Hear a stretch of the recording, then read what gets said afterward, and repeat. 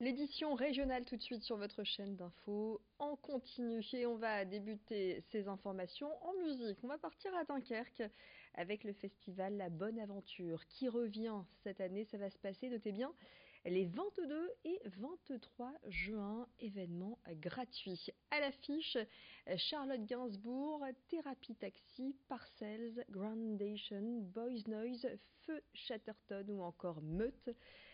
Toujours organisé avec l'aide d'associations locales, le festival proposera cette fois encore de nombreuses animations, des animations périphériques pour ceux qui souhaitent également visiter le Dunkerquois lors de visites mystérieuses. Olivier Conan est le directeur du festival La Bonne Aventure et il revient pour nous sur la gratuité de l'événement. Ça change tout dans le rapport au public et les artistes n'ont pas du tout la même relation sur quelque chose de gratuit. Il y a un enjeu supplémentaire, c'est-à-dire qu'ils ne savent pas vraiment qui va venir. Alors on sait qu'il y a une majorité de Dunkerquois qui vient sur le festival, on a aussi des gens de toute la région. Ça c'est très plaisant et c'est ce qu'on souhaite. Oui, c'est déterminant dans l'approche. Il y a quelque chose de très généreux finalement dans cette gratuité, à partager des moments ensemble. Voilà, c'est pas parce que c'est gratuit que ça n'a pas de valeur. C'est-à-dire que voilà, ce sont des valeurs inhérentes à Dunkerque, voilà, de partage, comme on aura ce week-end avec les Trois Joyeuses. Musique toujours avec l'ancien joueur du LOSC Rio Mavuba qui est de retour avec une nuit à Makala organisée au profit de son association. Cette 8e édition se déroulera le lundi 18 mars et ça va se passer au Zénith de Lille. Au programme, Amel Bent, Willy William, Madame Monsieur ou encore Léa Castel. Il y aura aussi de l'humour avec Donnell Jacksman ou Boudère et des sportifs dont Didier Drogba ou encore l'ancienne Miss France Maëva Cook.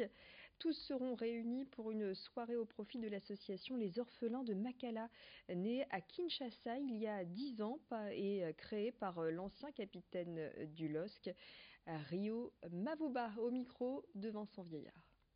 Il y en a pas mal que je connais personnellement, mais après c'est aussi les artistes qui donnent de leur temps, qui donnent de leur cœur aussi. Donc c'est pour ça que c'est important de les remercier, de souligner que tous les artistes viennent à titre bénévole.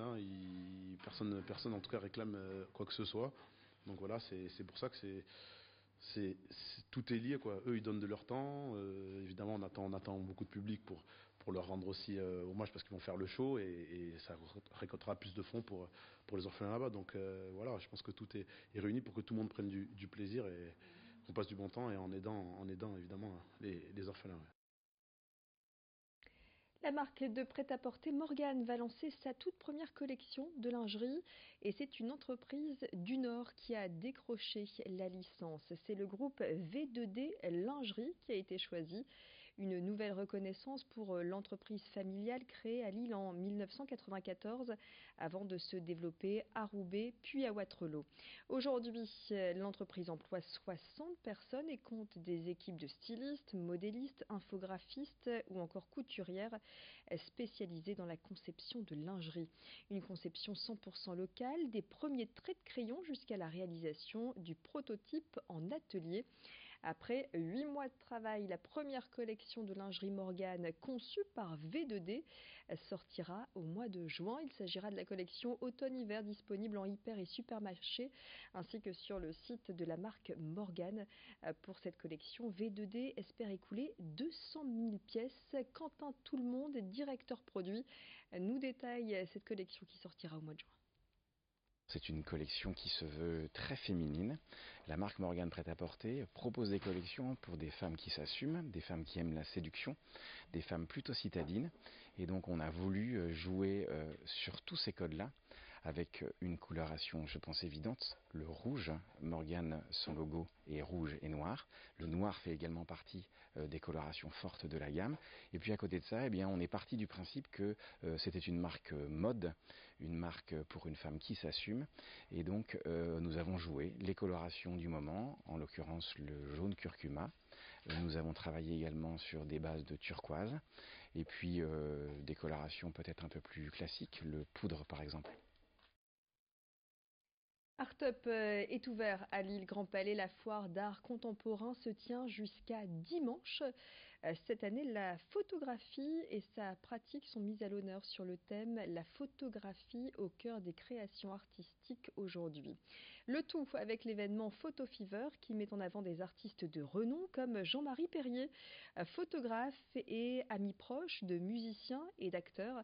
Dans les années 60, il a immortalisé des célébrités de Françoise Hardy jusqu'aux Rolling Stones. Jean-Marie Perrier s'est confié sur son travail au micro de Xavier Silly à l'occasion de sa visite à Art-Up. Sans savoir que ça aurait un jour de l'intérêt, je suis ravi que ça en ait, mais vraiment je ne m'y attendais pas. Mais ce qu'on sent sans doute dans ces photos, c'est qu'effectivement, il y a une fraîcheur.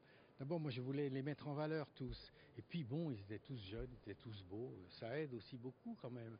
Et puis, vous voyez, pour James Brown par exemple, bon, moi je devais avoir un rendez-vous de 1/4 d'heure avec lui. J'étais venu de Paris dans le Connecticut. Le mec, il me voit, il me trouve sympa pour d'autres raisons trop longues à expliquer. Il m'a gardé 8 jours. Bon, ça n'est pas inimaginable aujourd'hui. Demandez aux photographes quand ils vont à Cannes quand ils ont 4 minutes pour faire la photo, ils sont contents déjà. Ouais. Je pouvais aller sur la scène derrière Mick Jagger ou Johnny, moi ça n'avait aucun problème pendant tout le concert. Et puis cette semaine, la région, vous le savez, a connu un pic de pollution, ce qui a poussé les autorités à prendre des dispositions comme la circulation différenciée dans la métropole lilloise. Une pollution marquée par la présence de particules fines dans l'air, ce qui aggrave l'état des personnes allergiques, car en cette période, le pollen fait également son apparition. Cette période de l'année se veut donc compliquée pour les personnes asthmatiques. Pour les autres, c'est une période à risque en matière de maladies pulmonaires. Quelques conseils de précaution dans le prochain flash dans votre édition locale. Conseil d'une pneumologue allergologue. Soyez en rendez-vous d'ici un petit quart d'heure dans le prochain flash. D'ici là, vous retrouvez vos prévisions météo, toute l'actu côté ciel. Très très bon moment à vous tous. Restez avec nous.